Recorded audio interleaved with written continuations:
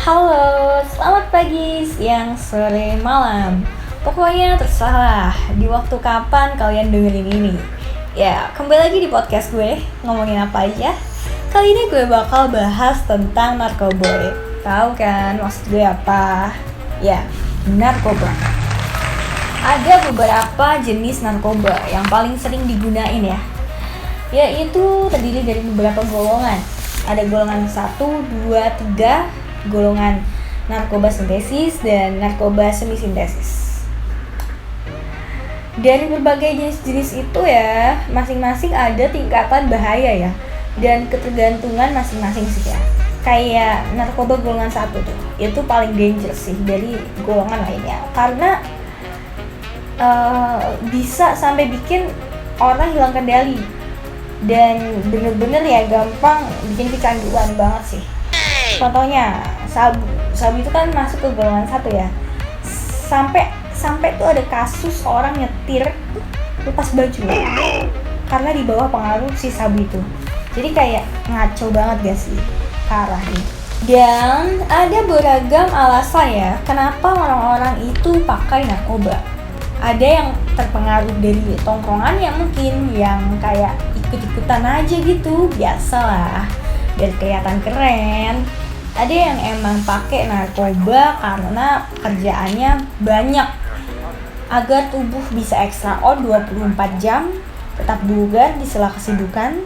Dan ada yang karena emang stres sama perjalanan hidup yang pahit banget mungkin ya. Aduh. Jadi doi cari kesenangan tersendiri tuh dengan memakai narkoba biar halusinasi lebih bangkit gitu kan, sehingga dapat melupakan masalah-masalah hidupnya ya, walaupun hanya sekejap aja.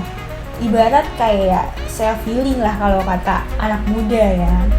Atau mungkin ada yang cuma buat gabut aja sih ya, kayak penasaran aja gitu, pengen nyoba-nyoba gimana rasanya dan nggak tahu mau habisin duit kemana kan. Ya biasalah orang kaya, apalah daya kita kan. Ya pokoknya terlepas dari semua alasan-alasan itu, kita tuh seharusnya gak melampiaskan itu semua ke obat-obatan terlarang gitu kan. Masih banyak banget alternatif lain yang bisa lebih efisien gak sih? Kayak instansi terkait pun sekarang kayak BNN itu juga udah sering banget kampanye soal narkoba. Jadi tentunya gue rasa untuk sekarang ini udah cukup banget ya, banyak edukasi agar kita terhindar dari narkoba dan cara mengobatinya juga. Kayak lo kalau lagi banyak pikiran stres, mikirin hidup yang pahit banget gitu, misal kayak lo sedih banget gitu kan, ya seharusnya lo bisa lah nge-handle diri lo itu buat mengatasi stres ini. Dimulai dari bagaimana lo memahami kapasitas diri gitu kan. Kayak kalau gue sih, cara gue buat atasin itu semua, gue bakal mulai dari ngejalanin hobi gue aja. Kalau misalkan hobi gue makan enak, ya gue makan enak.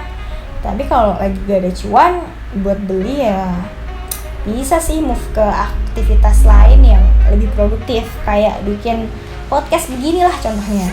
Atau gue berusaha buat self healing aja, ngajakin temen buat nge-chill ke coffee shop, bercengkrama bersama gitu kan, kayak asik banget gitu. Dan ya pokoknya tergantung sih ya, kesukaan masing-masing aja lah. Yang penting masih positif gitu. Kalau lo suka futsal ya lo futsalan, kalau lo suka main catur ya caturan. Yang jelas banyak banget kan pasti alternatif lain yang bisa melampiaskan semua rasa stres itu dalam kehidupan lo gitu. Dan kalaupun lo pengen kelihatan kece nih, nggak juga dong pakai narkoba, ya nggak sih? Karena narkoba emang bukan jalan satu-satunya, bukan. Tapi masih banyak lagi solusi lain, ya kan? Balik lagi ke kegiatan produktif sih. Lakuin aja hal-hal yang menghasilkan gitu. Suatu prestasi yang nantinya juga bakalan buat diri lo gitu, dan bisa meningkatkan performa dalam hidup lo. Contohnya nih ya, sekarang kan banyak banget gitu acara lomba berterbaran di mana-mana. Bisa banget sih lo ikutin. Cari yang sesuai dengan bakat dan minat lo aja. Atau apapun yang lo bisa gitu. Kalau misalkan jarang nemu lomba yang sesuai apa yang kita bisa gitu, misalkan ya, gimana tuh? Jadi gini ya, kita itu kan manusia diberi akal maupun pikiran. Kita bisa dong belajar untuk mengupgrade kemampuan kita. Kayak gue nih ya contohnya gue aja nih, kayak mantep banget gue. Gak apa-apa, ini kan buat tujuan untuk mengedukasi aja nih. Jadi kalau gue pribadi sih ya, gue itu sebenarnya mageran banget tuh, jarang mau update skill. Tapi lama-lama gue mikir kayak hidup gue gini-gini aja sih. Kalau misalkan gue sendiri gini-gini aja. Jadi gue berusaha buat belajar segala hal untuk performa gue tuh biar lebih baik lagi gitu, sampai menghasilkan suatu hal yang produktif, yang pada akhirnya gue udah bisa jadi winner, pemenang lomba dari berbagai acara lomba. Seneng banget kan gue, dan yang paling penting nih ya, gue juga merasa gue kece banget gitu dengan hal positif itu, tanpa narkoba. Paling penting sih tanpa narkoba. Dan ada juga ya alasan orang kenapa pakai narkoba itu, karena emang untuk tubuh agar tetap bugar gitu, di sela kesibukannya dia yang benar-benar padat banget ya, hari-hari gitu kan, kerja mulu mungkin ya, pokoknya sibuk banget lah.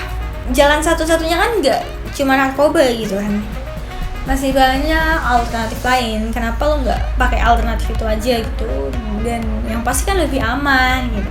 Kalau pasti bisa kan mengkonsumsi vitamin, konsumsi protein, berpikir positif, istirahat cukup ya. Kalau bisa sih istirahat cukup ya, walaupun susah juga sih ya sebenarnya kalau istirahat cukup itu kalau misalkan orang sibuk ya. Cuman ya usahakan aja sih ya, kalau bisa istirahat mah istirahat. Makan makanan yang bergizi, banyak senyum dan tertawa, berolahraga gitu. Kalau misalkan lo kayak nggak ada waktu buat olahraga keluar nih, bisa sih lo workout aja gitu di dalam ruangan.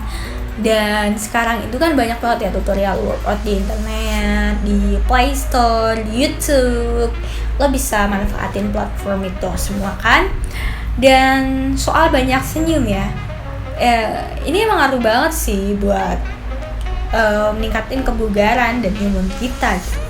Karena emang kalau misalkan lo banyak senyum dan ketawa juga bahagia, pasti juga imun lo tuh naik gitu, sehingga kebugaran lo tetap terjaga. Tapi gimana nih yang udah terlanjur pakai narkoba dan pengen lepas tapi susah banget? Eits, zaman sekarang kan apa sih yang nggak bisa? Tenang, jangan pesimis dulu. Sekarang kan udah ada program rehabilitasi. Wow. Dan tiap proses itu pasti selalu ada di bawah pengawasan instansi terkait. Tapi ya awal-awal lo harus ngelakuin detoksifikasi dulu nih. Jadi dalam proses ini bakal dikasih obat-obatan agar gejala sakau itu gak kerasa menyakitkan banget gitu kan. Setelah proses awal itu berhasil, akan dilakukan stabilisasi untuk membantu pemulihan jangka panjang. Tentunya itu semua di bawah pengawasan dokter ya. Dan kemudian baru deh lo direhabilitasi tuh dengan layanan dari BNN. Bisa daftar secara online kok. Dan nama tempatnya itu tahu gak? Yaitu Balai Rehabilitasi.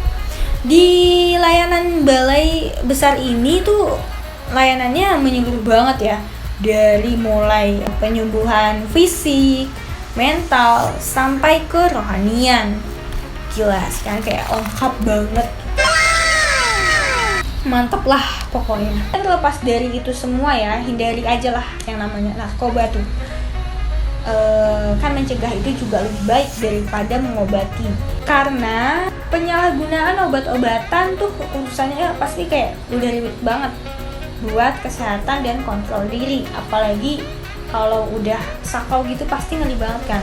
Terus juga pasti kalau lo udah keseringan pakai ya udah jarang diri lo bakal kelihatan kayak gak normal gitu alias aneh seiring timbulnya ciri-ciri pemakai.